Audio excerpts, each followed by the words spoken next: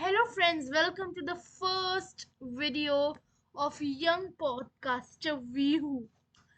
So I have started my podcast channel and I will make podcasts on many topics, like many geopolitical topics, many national topics, or any topic. It is not necessary that it will be always political, but I'll discuss various topics that matter normal people. Today I'll be talking about US Venezuela conflict. As you uh, recently you would have heard so much about US and Venezuela.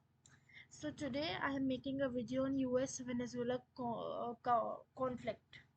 So the conflict between US and Venezuela didn't happen within a month or within like any particular president's rule. It is happening from World War II, and the repercussion which happened, that thing we saw on 3rd January. But the thing is, but for this balloon to burst, the balloon is getting filled from World War II.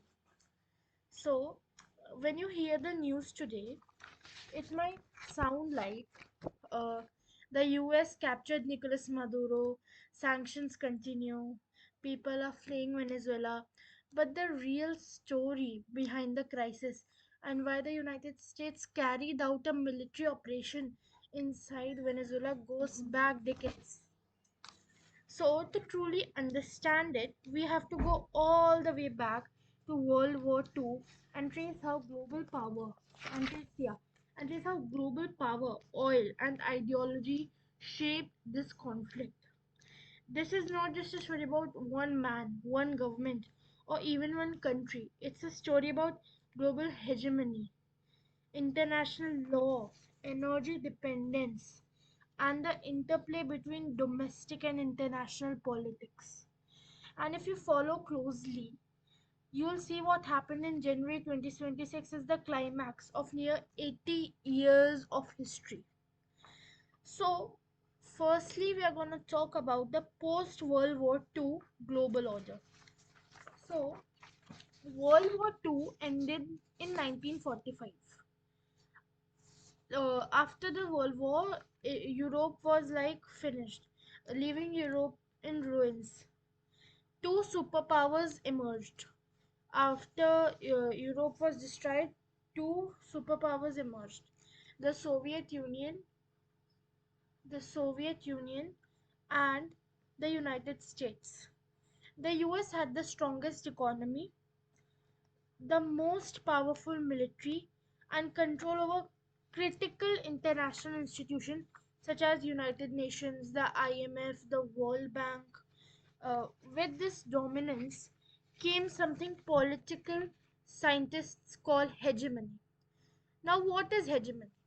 Hegemony means when one country has so much influence that the decisions of other country often depend on its preferences, even if it does not directly control them.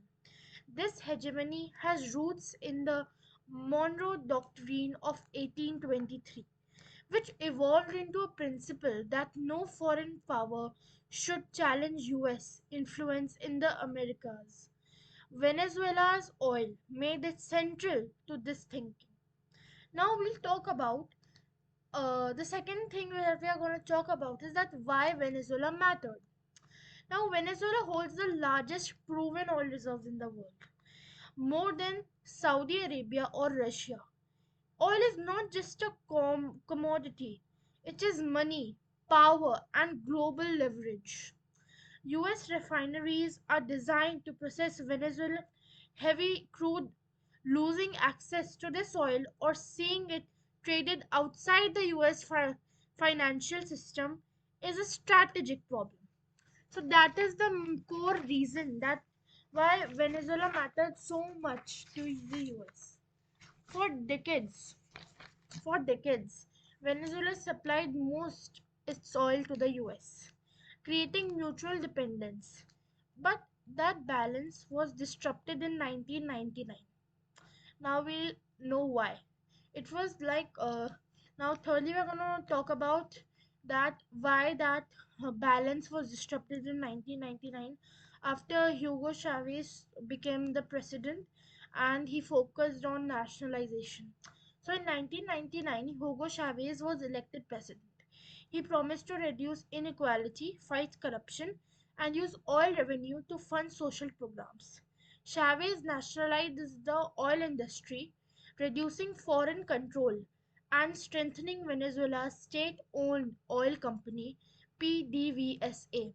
Now I am going now like there will be many people who don't know many terms, so I'll just keep telling the meaning of the terms I use. Like I'll just tell the meaning of the term nationalization. So nationalization means when a government takes control of industries that were previously private or foreign owned. This is a simple definition.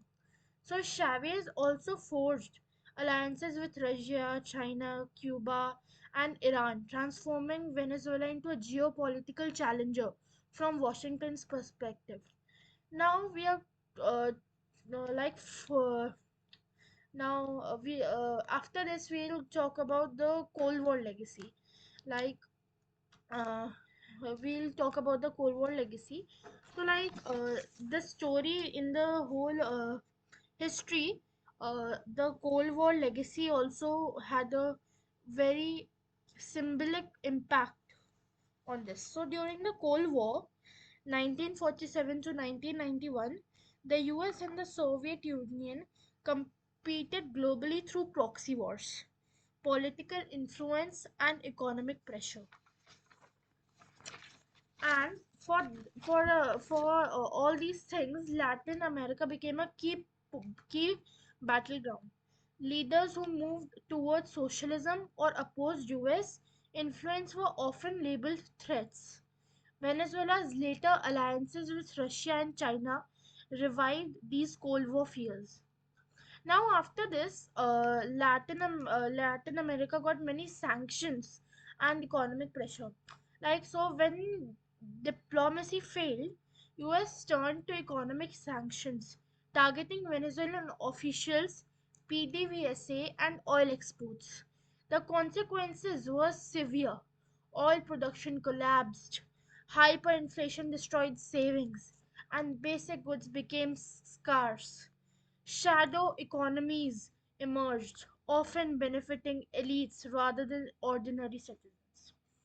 Now, we are going to talk about the thing that Trump claimed for that Trump used as justification for capturing the president uh, president of Venezuela. So the thing which Donald Trump said that why he did it. Okay, so pa- the sixth part that we are going to talk about is cartel of the Suns and narco terrorism claims. Okay, so the US accused Maduro and top officials of running the so-called cartel of Suns, allegedly involved in narcotics trafficking. Now, Foreign Terrorist Organization FTO, a US legal label allowing military action, asset seizure, and criminal prosecution abroad. Critics argue these claims have not been verified by international courts. Like Trump claimed that he captured Nicolas Maduro due to this reason, but many people, many countries, or many critics argue that these claims were not well verified by the international courts. So now we are now part seven is that we are going to talk about is Operation Southern Spear. So in late 2025, when Donald Trump was the president, the US began Operation Southern Spear, intercepting oil tankers and enforcing a naval blockade. Venezuela called these actions piracy, marking a sharp escalation. Now, these things were happening. US were intercepting all their ships, claiming that they were doing narco terrorism and all this. And then, after all these things, all the nationalism and all these things, the US got upset, and then all these things, its climax and repercussion came on January 3rd, 2026. Operation Absolute Resolve. On January 2026, the US launched Operation Absolute Resolve, targeting military facilities around Caracas. Nicolas Maduro and Celia Flores were captured and transported to New York. Now, I'm just going to explain a term which is sovereignty. I'm going to explain it very simply. Sovereignty is a country's right to govern itself without outside interference. So, what US did in Operation Absolute Resolve, they captured Nicolas Maduro and his wife and flew them to New York. Then, now we are going to talk about international law and legal justification. The US framed the operation as a law enforcement action against narco terrorism. Under the international law, military forces generally allowed only for self defense or with UN Security Council approval. Neither fully applied here. Nor the US did it for self defense, nor did it do it for nor did they do it without the UN Security Council approval. So this action breaks the international law. Okay. So now we are gonna talk about that. What were the global reactions? So reactions were divided worldwide, exposing tensions between US power and national sovereignty. Now, oil and economic implications. Okay, so what will America do after they have captured? What will they do with Venezuela? After Maduro's capture, U.S. companies expanded operations, and Venezuelan crude um, re-entered global markets under U.S. Oversight. So now we are gonna talk about that. Part 12 of our discussion is that what happened to Venezuelan politics post Maduro. So, interim President Delcy Rodriguez leads amid internal power struggles and U.S. engagement. So, the person who was the vice president previously in the Maduro is now the interim president. Now, the analysis is that what this really means is that this conflict shows that how law, finance, energy, and military power intersect in modern geopolitics. Now, for conclusion, I'd like to say that the US Venezuela conflict is the culmination of decades of history. It reveals the mechanics of power, the fragility of international law, and the human cost of geopolitical struggle. So, that was it. Thank you.